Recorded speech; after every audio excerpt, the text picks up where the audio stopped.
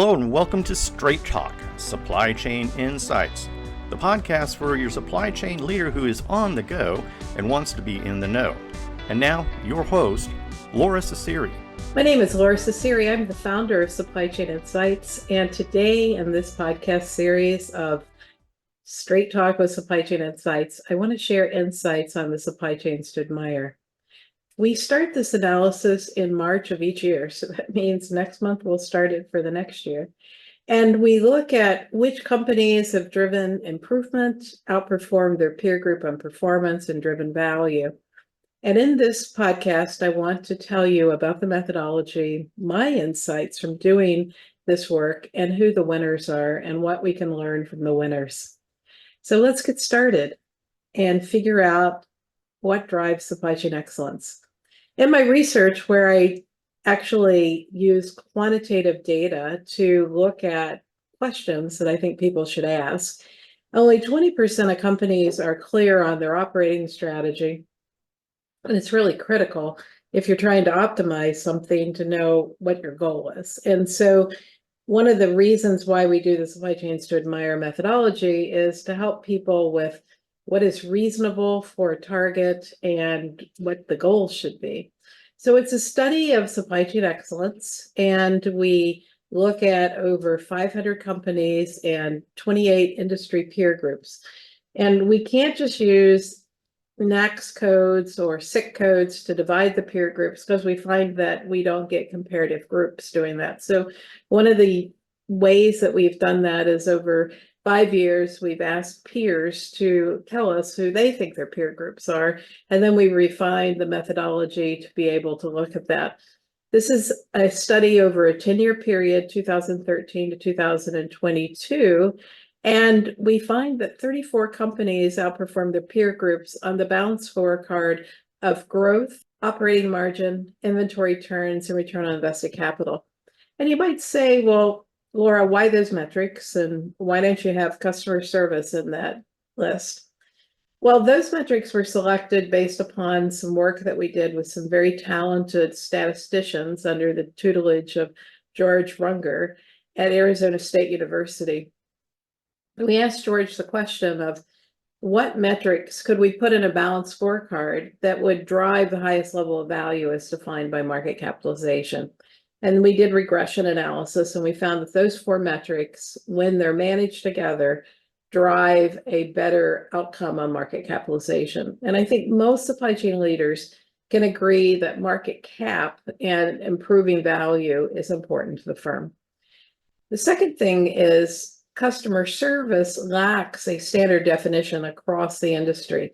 And so we use in this analysis standard data from public reporting brought to us by a syndicated data source called Y-Charts. And we use this data to analyze like data for a like time period in a synchronized form to be able to look at what are the answers that we need to be driving to really say what drives value. So as we look at this, we find that the Supply Chains to Admire takes us a long time and is now in its 10th year. And it really helps us to look at how do companies deliver on that brand promise on that balanced scorecard. Now, integral to this are 3 concepts, and they're not trivial. And I've actually spent a decade thinking about this stuff. Yes, I'm in that kind of nerdy gal. First is improvement. The second is performance, and the third is value. So I liken the journey of improvement to my working out at the gym. As you can tell, I need to work out at the gym. And many of you probably do too. And initially, when you go to the gym, it's easy to see improvement. My first trainer, I could barely walk after a couple of weeks, but I quickly saw improvement. Scale went down, the tape measure was, better, and I felt good about it. Over time, improvement was harder to get. I had to change what I was doing. I had to change my eating habits, and it's still a journey. I find a lot of supply chains are a lot like my weight loss journey. Improvement's really quick. Sustaining performance is really hard.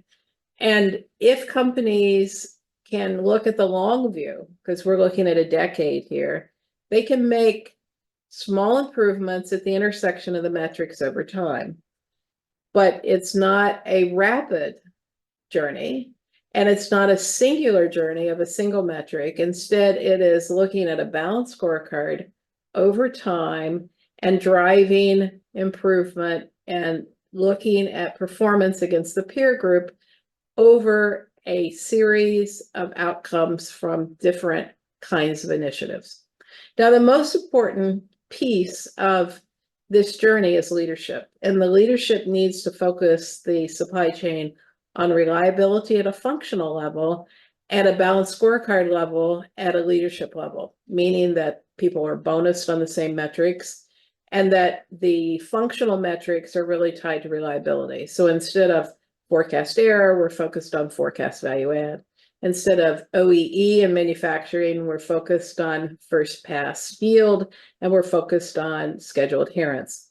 Instead of the lowest transportation costs, we're looking at first pass tender and on-time delivery into the factories. We're not looking at cost at a functional level, we're looking at total cost, and we're understanding how do total costs translate to margin, because we can save money in the back office, but if we shift demand and don't shape demand, we can actually increase cost in the front office and not cause a driver of growth. So improvement and performance. Improvement's pretty easy to get started, harder to sustain, and most companies have over 1,000 continuous improvement projects that, cause us to have discontinuity of improvement. So this project may drive improvement, but this project may counteract that improvement because we're not aligned. So these functional improvement projects are typically not aligned to a supply chain design, and they're typically not aligned to the balanced scorecard. Okay, improvement, I can't get there without improvement. Performance, I've got to be patient, I've got to sustain over time. It's focused on leadership, metrics definition, and horizontal process excellence. So the horizontal processes that show the correlation to performance are new product launch, sales and operations planning, revenue management, all your demand shaping activities like price, promotion, new product launch, and supplier development. So those horizontal processes stretch across the organization. If I'm good at a horizontal level, then I have a higher likelihood of sustaining performance, because it's there that I bring the functions together to talk and make decisions. Now, value is a different discussion, because most of our efforts in supply chain are focused on cost. They're not necessarily focused on value. When I wrote my first book, Metrics That Matter, I talked about how we needed to move on a journey from cost to value. And the person that I had read the book, who's a man that I really admire, he was Keith Harrison, spent 21 years as the director of supply at Procter & Gamble, said, love the concept, Laura, totally agree with it, but you didn't define value. So a lot of the work from this supply chain Meyer work is really based upon the fact that we don't have a good definition of value in the supply chain. And without the good definition of value, it's really hard for us to talk about how do we drive forward? What is our role in defining supply chain strategy?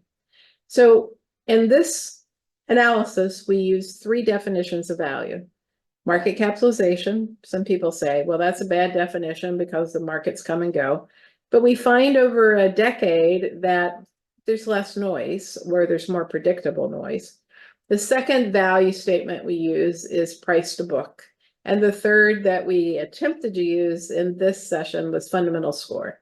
I'll talk about each of those as we go through the analysis. But to be a supply chains award winner, you have to be driving improvement faster than the peer group, performance at a higher level on the balanced scorecard to the peer group, and also be delivering value. So with that, let's talk about the winners. There are fewer winners in retail, and the winners in retail have redefined the retail model. So Urban Outfitters was a pioneer in circular economy rent the clothing, return the clothing, and they have a great market for the younger, wannabe hip kind of shopper. Ross and TJX redefined the retail model to basically sell surplus inventory and to do it well. And Ahold is just really good at what they do. So these are our 4 retail award winners. Now, when we look at the process industries, these may surprise you. You know, Monster Beverages beats someone like Diageo or Anheuser-Busch. Well, they're very focused on what they do in their market, whereas the global multinational has found it more and more difficult to compete with a regional smaller player. Gilead in pharmaceutical, PCA and containers along with CCL, Celanese and Lionel and CF Industries and chemical, and L'Oreal in personal products. Now, in the chemical industry, one of the things that's very important is horizontal processes, particularly the interaction between sales and operations planning and aggregate buying and supplier development. L'Oreal is extremely good at new product design to customer intimacy. And so when you look at that, one of the things you're going to see, there's no household products, consumer durable companies on this list, right? You don't see the P&Gs, the Reckitt and Kaisers, the Unilevers.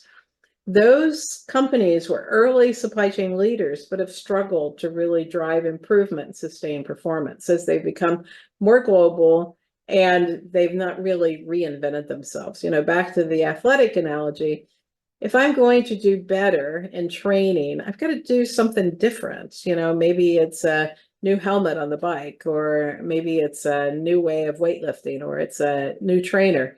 If we think we have best practices, but we aren't beating the peer group and we continue to do the same thing, maybe even faster, then we're not going to break out of that mold. So improvement, performance, and value. Now, if we look at the discrete companies, you can see that we have more discrete companies than we have process or retail. And the companies that keep showing up here year after year are TSMC, which TSMC has one of the most successful value networks to share innovation with the brand owners upstream. So this is a semiconductor company that outperforms Intel and shares through open design networks what they're doing upstream. Lockheed has done a great job on supplier development. Packer, Cummins, Toro have done a great job on new product development. Deckers, you know, just innovation for footwear. Apple redefined the industry based upon what's happening on our iPhones. And of course, NVIDIA, you know, makes just incredible chips for an emerging market. United Tractors and PACCAR and Rockwell Automation do traditional supply chain really well. And so you can see that this particular list of companies may have gotten there through different means, but the basics matter, leadership matters. And so let's talk about how do we understand performance. So I just want to give you some concepts. For each of the companies on the list, we build orbit charts.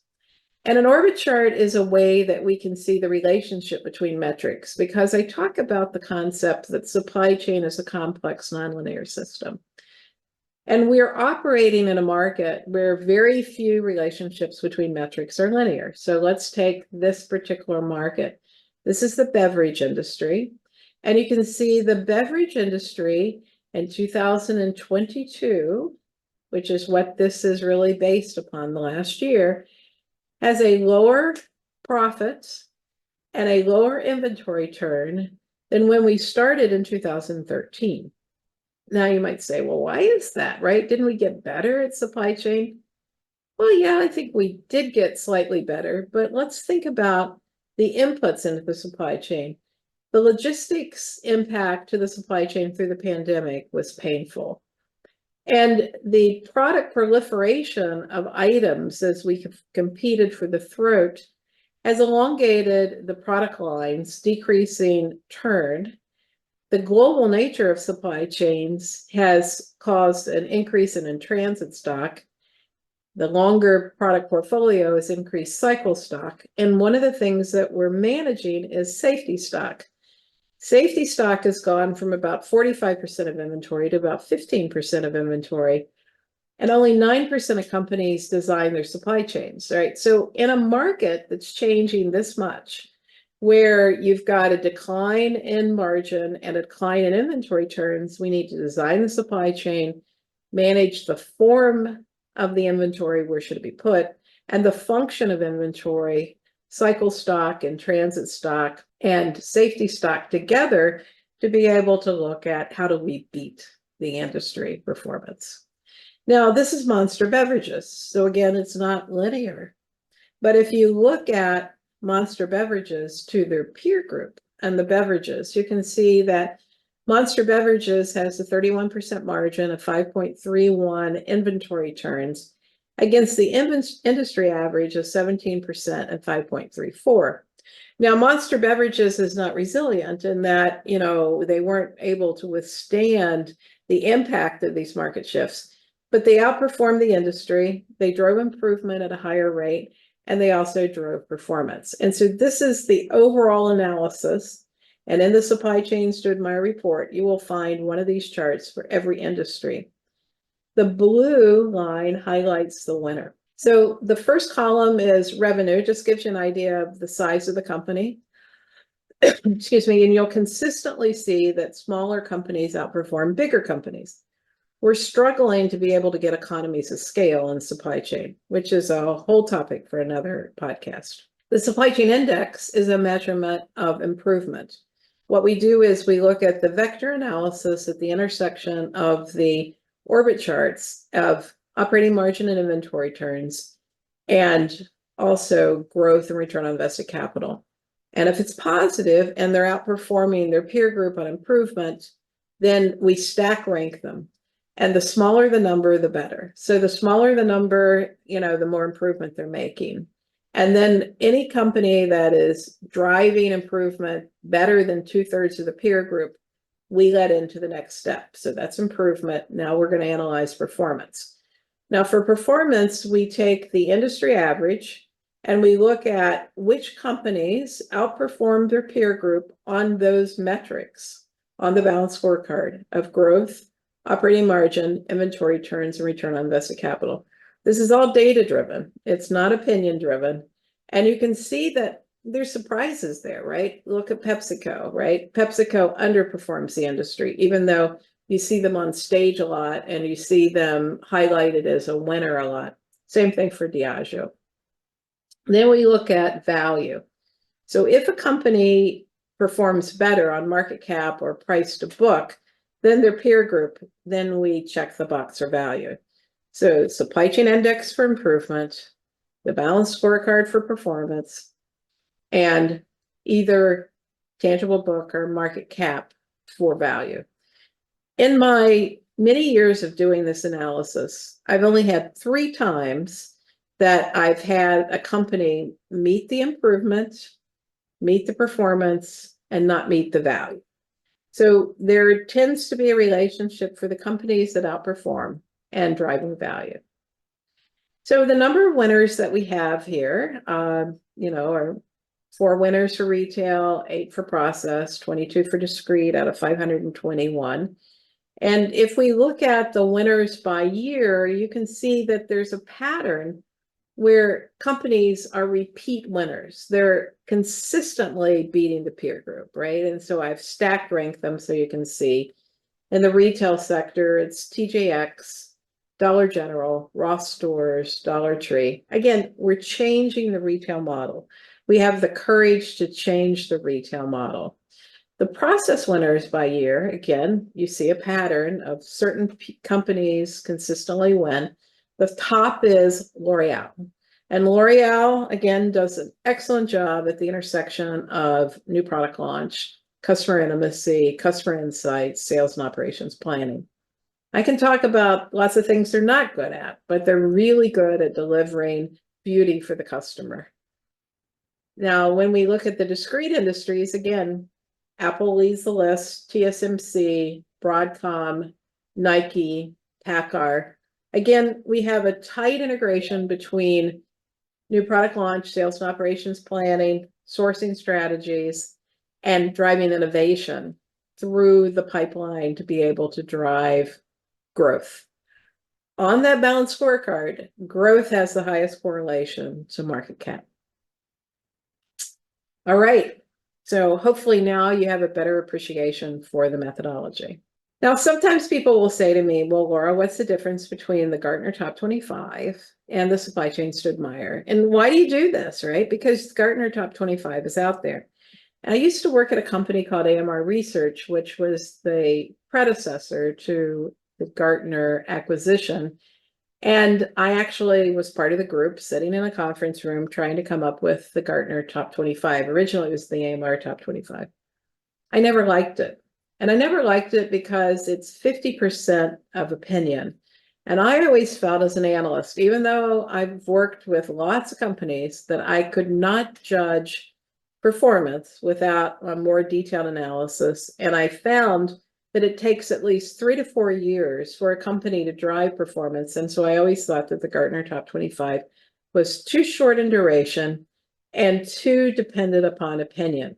These are the metrics used. I also think now that while ESG metrics are important, I find nothing in the industry that's consistent enough to go across and to be really measurable.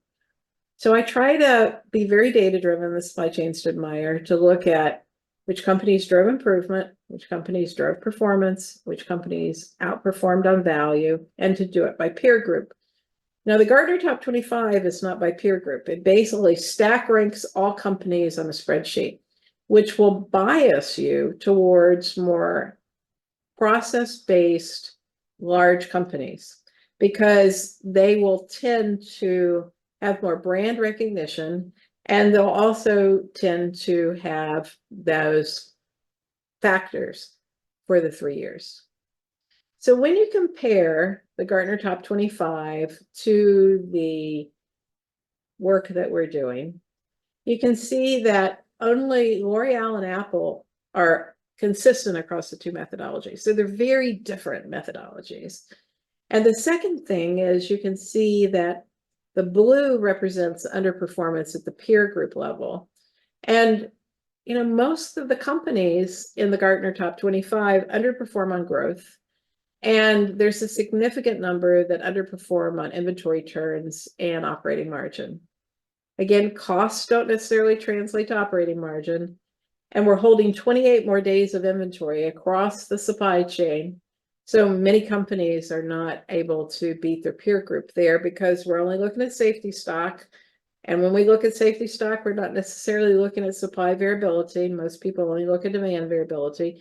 And we're not looking at form and function of inventory, and we're not holding the organization accountable. I could go on and on about that, but I won't today.